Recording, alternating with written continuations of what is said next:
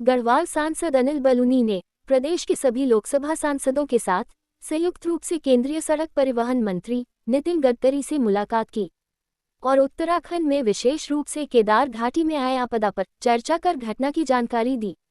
सांसद बलूनी ने बताया कि उत्तराखंड के आज सभी सांसद और केंद्रीय राज्य मंत्री अजय टम्टा ने केंद्रीय सड़क परिवहन मंत्री नितिन गडकरी से इस बारे में चर्चा की। बलूनी ने कहा कि हमारी अर्थव्यवस्था वहां के पर्यटन पर निर्भर करती है और हमारे स्थानीय लोग और छोटे बड़े सभी व्यापारी कठिनाइयों का सामना कर रहे हैं। उन्होंने कहा कि केदार घाटी और रामनगर सहित प्रदेश के अलग अलग स्थानों पर सड़क मार्ग बाधित हैं।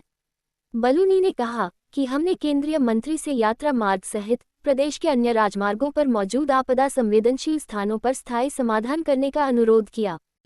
ऐसा है कि जिस तरह से आप सब लोगों की जानकारी में है कि हमारे यहाँ केदार घाटी में बहुत बड़ी आपदा आई है और बहुत राजमार्गों को भी नुकसान हुआ है, उस सब को लेकर आज उत्तराखंड के सभी सांसदों ने, जिसमें कि हमारे यहाँ से जो राज्य मंत्री हैं सरफेस ट्रांसपोर्ट में श्री अजय टम्टा जी, वह भी थे, और हम पांचों लोगों ने मंत्री जी से मुलाकात की और उनको अवगत कराया कि किस प्रकार से उत्तराखंड में जो यात्रा मार्ग है वो कई जगह पर बाधित हो गया है।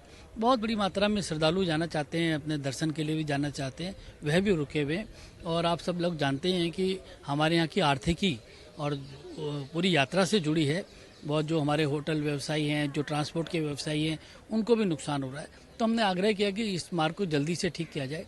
माननीय मंत्री जी ने आश्वासन दिया कि जैसी मौसम साथ देता है हम जल्दी से जल्दी इस मार्गों को ठीक करेंगे। इसके साथ ही सभी सांसदों ने, जहां उत्तराखंड में लगातार लैंडस्लाइड की घटनाएं बढ़ रही हैं और मार्ग अवरुद्ध हो रहे हैं, उसके भी कुछ स्थायी हल के बारे में बात हुई है। माननीय मंत्री जी ने कहा है कि कुछ विदेशों से जो टेक्नोलॉजी है उसको भी हम लाने की तैयारी कर रहे हैं।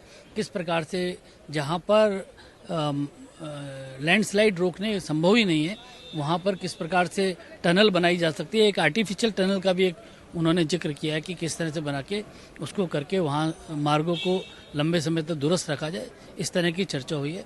हम उनके बहुत आभारी हैं कि जल्दी से अगर हमारी यात्रा चालू होगी तो वापस यात्रा शुरू होगी तो जो हमारा व्यवसाय है और हमारे जो श्रद्धालुओं का आना है वो दोबारा से उसी गति से जन जन की आवाज की रिपोर्ट।